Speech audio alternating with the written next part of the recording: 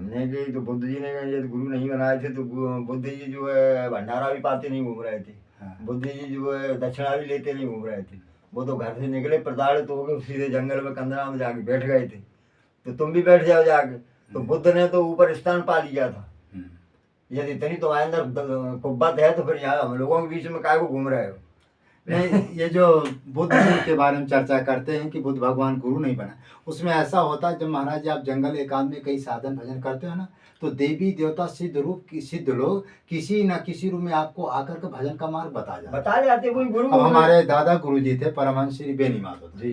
तो शंकर जी का शिवलिंग पूजा करते थे। हाँ। उनके भी कोई गुरु नहीं था। तो एक दिन क्या पूजा करते करते शंकर जी पार्वती प्रकट हो गए। अब पार्वती हो गए, का कुछ वरदान मांग लो। हाँ। तो जाए तो यदि उनसे पूछा जाए गुरु कौन, यदि वो कहे शंकर जी बताओ, कोई नहीं मानेगा। सही बात। तो उसी तरह से जो माने बुद्ध भगवान की चर्चा करते हैं, इन लोगों क्या क्या देवी देवता स्वयं भाई अवतारी महापुरुष थे।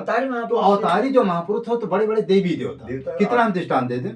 परमहंस रामकेण जी थे, ये काली जी की उपासना करते। तो करते एक दिन उनके मन में आया कि हमको मुक्ति चाहिए। तो काली जी कहे मुक्ति नहीं देंगे।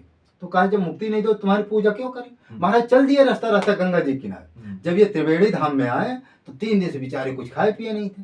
तो ये आपका मूली का पत्ता खान, उतने में गौरांग महाप्रभु प्रकट हो गए। उन्होंने भजन का मार्ग बताया। कौन गुरु हुए? गौरांग। ये किसी ग्रंथ में आपको नहीं मिलेगा। फिर दूसरा दृष्टांत देते हैं ये आपको गुरु नानक जी के बारे में। हाँ। गुरु नानक जी के जो गुरु जी थे उसमें लिखा है वो हठी योगी थे। हाँ। उससे भगवान की प्राप्ति नहीं होती, उससे रिद्धि सिद्धि मिल जाती, दुनियादारी सब कुछ मिल जाती, लेकिन भगवान नहीं मिलते। तो उनको सुखदेव महाराज जी स्वयं सुखदेव महाराज लिखे गुरु नानक जी बताए कि सुखदेव महाराज जी स्वयं प्रकट होकर के हमको भजन का मार्ग बताया।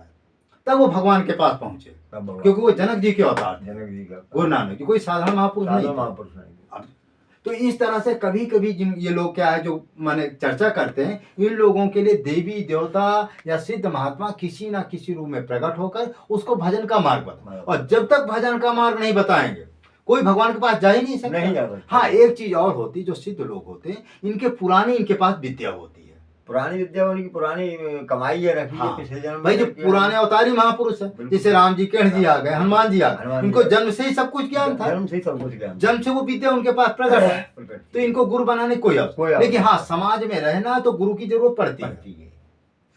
जैसे देखो राम जी तो स्वयं साक्षात परमात्मा है, जिनके श्वास श्रुति चारी उन्हें गुरु बनाने पढ़े कैतुक चारी, वो पढ़ रहे दिखा भले हमें आपको उपदेश देने के लिए, उनको क्या जरूरत। उसी तरह जो अवतारी महापुरुष होते हैं उनके पास ये विद्या पुरानी रहती, क्योंकि एक बार जब सदगुरु के द्वारा वो विद्या प्राप्त हो जाती है, जो पुरानी विद्या है वो कभी लोप नहीं होती। अच्छा, ये यदि सपना में ध्यान में देखेंगे तो गुरु किसी ना किसी रूप में आकर संकेत कर जाएंगे।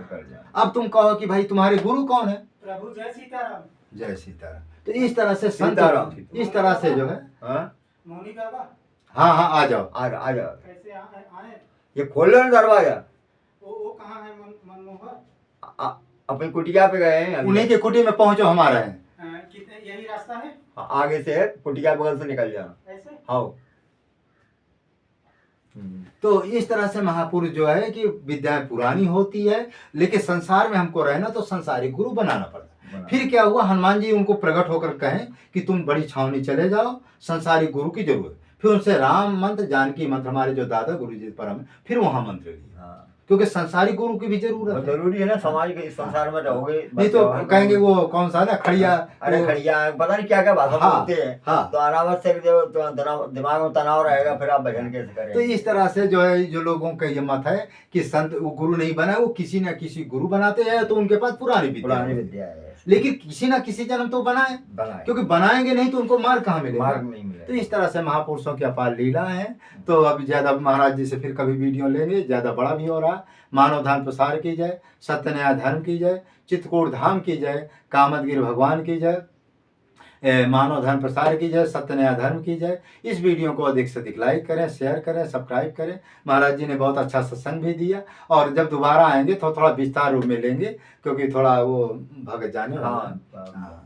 तो अब ये गुफा तो आप देख ही रहे हैं, महाराज जी कितना जो है चमत्कारी गुफा है, कैसे कैसे देखो महापुरुष रहते हैं। और इस तरह से अपना महाराज जी का ये आसन, इसी में अपना साधन भजन समाधि जो भी लगाते अपना करते हैं। ये छोटा मोटा सामान रखने, ये राम भद्राचार्य जी की आप फोटो है, देख ही रहे, स्तुति वंदना है, इस तरह से अपना है। तो ये सौर ऊर्जा से ये लाइट जलता होगा? हाँ सौर ऊर्जा, तो पंखा भी चल जाता है? पंखा चल जाता है। अच्छा अच्छा। तो यहाँ जो सौर ऊर्जा या लाइट की व्यवस्था नहीं, ये पंखा महाराज जी का रखा हुआ है, थोड़ा दिखाइए। ये पंखा रखा हुआ है, इस पंखा को जो चलता है बिगड़ा हुआ? हाँ चलता है। हाँ, तो जैसे गर्मी में इनको जरूरत पड़ती है तो अपना पंखा जला लेते हैं, इस तरह से अपना ये रहते हैं। और अपना इनकी देखो उधर खड़ा हुआ है, कितने गुरु जी खड़ा हुआ है क्या? गुरु जी खड़ा हुआ है। देखिए दिखाओ, खड़ा हूँ तो दिखाओ, जिधर हम कहा करें उधर तुरंत मोड़ दिया करो। तो ये खड़ा हूँ जो है महाराज जी की है, इस तरह से संत लगता है वहीं के खड़ा हुआ है। हाँ, राघोदास जी, ये गुरु जी की इनकी खड़ा हुआ है। इस तरह से संत लोग अपना जंगल में रह करके तपस्या साधना भजन करते हैं। और अब ज़्यादा वीडियो हम बड़ा नहीं करते हैं, थोड़ा समय भी ज़्यादा हो रहा है, वो भक्त को भी जाना है। तो जय श्री राम, जय श्री राम। जय